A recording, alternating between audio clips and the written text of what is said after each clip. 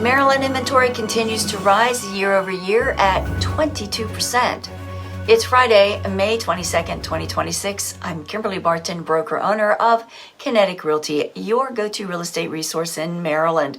This is the weekly Maryland Market Minute. Despite rising inventory, 11% more units went under contract, but getting there is taking 3 more days this year than last year.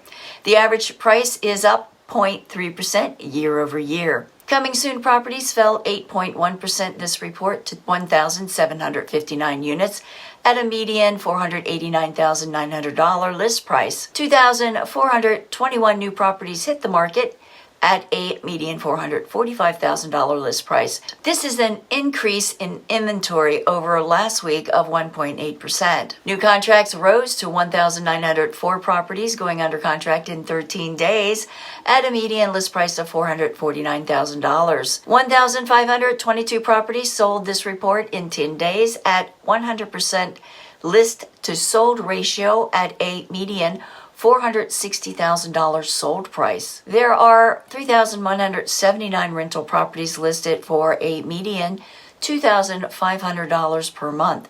These have been listed for 35 median days. Are you curious about housing values in your area? Reach out to me and let's talk.